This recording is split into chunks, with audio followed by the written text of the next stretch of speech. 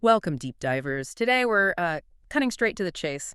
We're looking behind the curtain at a tech giant's latest performance. Our mission: to quickly get you up to speed on Alphabet's Q2 earnings call.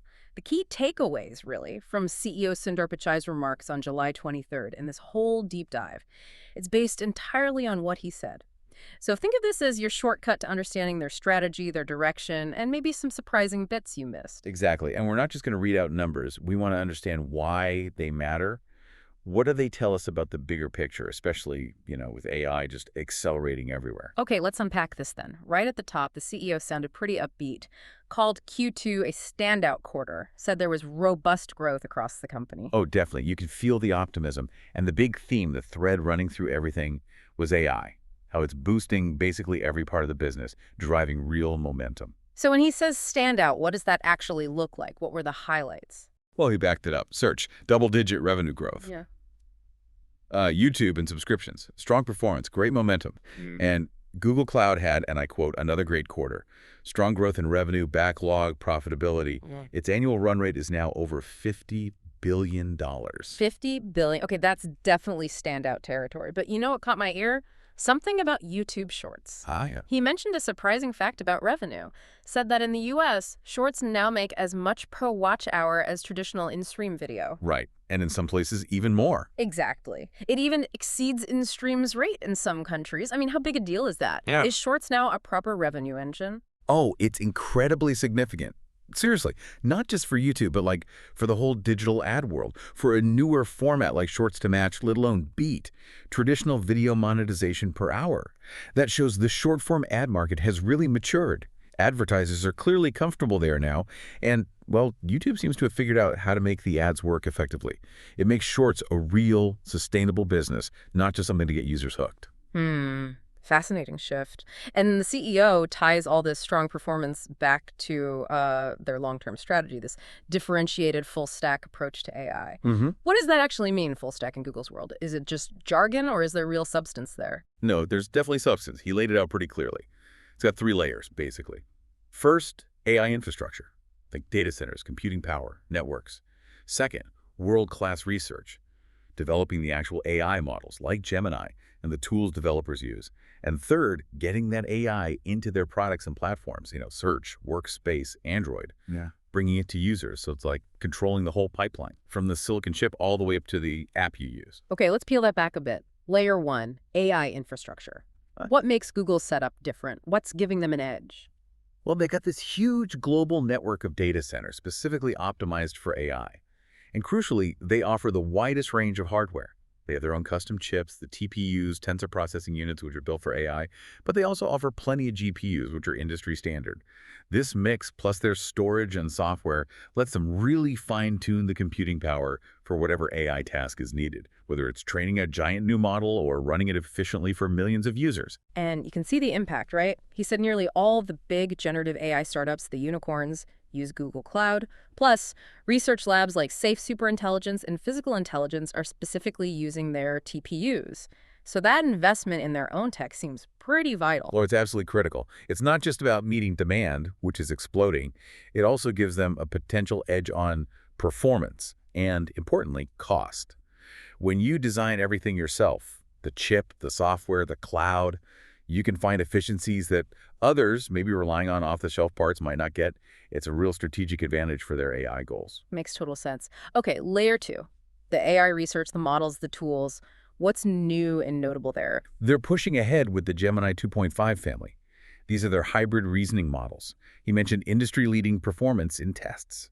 And hybrid reasoning basically means they can combine different kinds of thinking, like logic and pattern recognition. Yeah. Makes them really powerful for complex stuff. Oh, and they launched a new super fast version called Flashlight. And wasn't there something about math? Gemini achieving some kind of crazy result. Ah, yeah. That was impressive. Gemini, with something called DeepThink, apparently got gold medal level performance in the International Mathematical Olympiad. Wow. Okay, solving complex math problems is one thing, but how does that translate for, us, for regular users or businesses? Well, think about it. It shows an ability to understand really complex instructions, follow multiple logical steps, and be incredibly accurate. That could lead to way more powerful tools for scientists, maybe financial analysts, or even super smart educational tutors that really adapt to how you learn. And the good news, he said DeepThink is coming to users soon, so we might actually see some of this sooner rather than later. Incredible. And developers seem to be buying in. 9 million developers building with Gemini now. That's a pretty big ecosystem. It is. And it's not just about text models. They also highlighted VO3, their video generation model. Yep. Apparently, it's been a viral hit. Over 70 million videos generated just since May. Plus, there's a new feature rolling out via the Gemini app and Google Photos that lets you turn your photos into videos using VO. That whole multimodal thing, text to video, photo to video, that's where AI gets really creative for everyone. Right. And that brings us to layer 3. Getting AI into products and platforms. Yeah. Like integrating it into Workspace, into Chrome, making it sort of ambient. Exactly. Almost invisible, but hopefully very helpful. And the usage numbers here are just wild. He said back in May, they processed 480 trillion monthly tokens across their services. Tokens are like the little pieces of data the AI works with. Okay, 480 trillion. Get this. That number has doubled since May. It's now over 980 trillion. Doubled in just a couple of months. That's staggering. What does that actually imply? Are the AI tasks getting more complex or just way more people using them? Or both? Probably both. Yeah. It definitely means the AI models are either handling much tougher queries or they're being used in way more places across Google's apps or, like you said, a mix. It shows a huge ramp up in user interaction and maybe the sophistication of the AI features themselves. I mean, the Gemini app alone, over 450 million monthly active users now. And daily requests jumped over 50% just from Q1. Yeah. People are clearly engaging more. And he gave some concrete examples, right? Like over 50 million people used AI meeting notes in Google Meet just in June. I admit that's what I'm curious about. Could save a lot of time. And Google Vids, that new short video thing powered by VO3, nearly 1 million monthly active users already. See, these aren't just like flashy demos. AI meeting notes solve a real pain point, and the quick uptake of vids shows people want AI tools for creating stuff. It's AI delivering actual value in daily work and creative projects. They also mentioned partnerships, new Android and AI stuff on Samsung's latest phones, and new subscription plans, Google AI Pro and Ultra, giving subscriptions a boost. What's the play there? Well, the Samsung deal points to tighter hardware-software integration for AI, putting AI smarts right onto the device itself. And the new subscription tiers. That shows they're confident they can charge for premium AI features. It's a move beyond just ads. It suggests we'll see a tiered system. Basic AI for free, maybe, but the really advanced stuff will likely have a price tag. Makes sense given the R&D costs. Right. Okay, let's shift gears slightly. Let's talk specific products that got a boost in Q2, starting with search. The CEO said AI is causing a fundamental shift, unlocking completely new kinds of questions. Exactly. Search used to be keywords, right? Find a specific fact. Now, with AI, people can ask more complex things, more conversational questions, even abstract ones. They expect synthesized answers, not just links. It really broadens what search can do. And the trends seem to support that. Overall, queries grew, commercial queries grew year over year. And he said AI experiences were a significant contributor to that growth. But how does that help Google long term? I mean, does more complex AI search mean better ads, or does it just keep people from clicking away to other AI tools? That's the really interesting part about user behavior. He said these AI features actually make people search more, because search can suddenly answer more of their needs. It's not just more queries, it's changing how people search. Maybe less like a quick lookup, more like an ongoing chat or exploration. That could totally reshape ads and discovery down the line. Keeps people sticky to Google's platform. And he specifically mentioned this is especially true for younger users. Interesting. And AI overviews are a big part of this. Huge. Apparently driving over 10% more queries globally for the kinds of searches where they appear. And that's growing. They're powered by Gemini 2.5, which he said gives the fastest AI responses. Did he say how people are liking these overviews? Is it all positive? Well, judging by the increased usage he highlighted, the reception seems very positive. It suggests people like getting that quick, AI-generated summary right there on the results page. Saves clicking around, especially for complex questions. That speed seems key. And it's not just text search. Multimodal is growing too. Lens, circle to search, combined with AI overviews. Yeah, strong growth there too.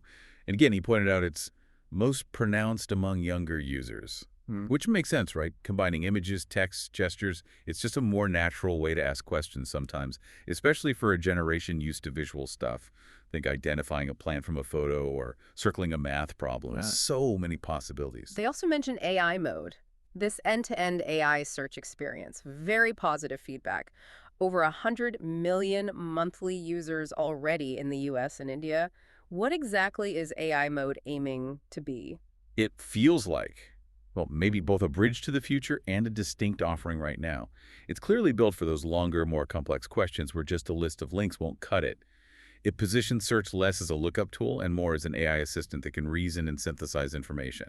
And the plans are to enhance it further with something called deep search for advanced research and more personalized answers. So Yeah. definitely aiming to be a more comprehensive knowledge tool. Okay, let's switch to Google Cloud. Huge growth numbers there, despite it being such a competitive area. Yeah, the stats were pretty compelling. They're definitely gaining traction. The number of big deals, over $250 million, doubled year over year. And get this, in just the first half of this year, they signed as many billion-dollar-plus deals as they did in all of 2024. Wow. Plus, new customer numbers were up nearly 28% quarter over quarter. And over 85,000 businesses, big names like LVMH, Salesforce, DBS Bank, are building with Gemini now. That drove a 35x growth in Gemini usage year over year. So yeah, they're landing new clients and bigger strategic deals. And that goes back to the infrastructure advantage, right? The performance and cost efficiency for running these AI models. How much does that matter to these big companies? Is it just about saving a few bucks? Oh, it's way more fundamental than just saving bucks. Faster AI responses, lower latency means better customer experiences, quicker decisions for the business, more efficient operations overall. And yeah, cost efficiency lets them scale up their AI use without, bankrupting themselves. He mentioned specific tech too, like anywhere cache cutting latency up to 70% and rapid storage being 5x faster than competitors. That's a real performance difference they can offer. And the integration of AI agents into cloud products seems key. We heard about Wayfair using AI with databases, Mattel using data agents for product feedback. Right. Target using AI for cybersecurity, Capgemini for software engineering, BBVA saving employees hours per week with Gemini and Workspace. Those are really concrete examples of AI delivering value. Exactly. It shows AI agents aren't just theory anymore. They're actually working in businesses, solving real problems. Integrating these specialized agents into core cloud tools. That's a smart way to make their platform essential for companies serious about AI, turning data into intelligence, automating work. And they're pushing the ecosystem too. An open source agent development kit with over 1 million downloads already. Yeah, in less than 4 months. And Agent Space, their enterprise chat and agent platform, already has over 1 million subscriptions booked before it's even fully launched. Gordon Food Service is using it for better decision-making. That really signals huge demand for these kinds of agent tools, doesn't it? Absolutely. The rapid uptake shows the industry is hungry for this stuff. By offering open source tools and an enterprise platform, Google's positioning itself as, like, the foundation for a whole new wave of AI business apps. It's about being the enabler. Okay, shifting to YouTube. Still leading U.S. streaming watch time, according to Nielsen, for over 2 years now. How are they staying on top with so many choices out there? Well, one interesting thing he mentioned is a demographic shift. The generation that grew up watching YouTube on phones, they're now watching more and more on actual TVs. Ah, moving to the big screen. Yeah. Which means longer watch times, maybe more people watching together. It kind of cements YouTube as a living room entertainment hub, not just a mobile thing. And sports are a big part of that, too. Yeah. 40 billion hours globally watched annually, plus that NFL game streaming from Brazil. Yeah, live sports are definitely a major strategic piece. Big, engaged audiences. Landing deals like the NFL pulls traditional TV viewers over to YouTube, makes it feel more like a complete package. And of course, shorts. Still pulling in over 200 billion daily views. Just massive scale. AI is playing a big role there, too, improving recommendations, auto-dubbing. He said that dramatically increases potential audiences for creators, plus new AI tools for shorts creators. How does that really help creators day to day? It's like giving creators an AI assistant, really. Yeah. Auto-dubbing.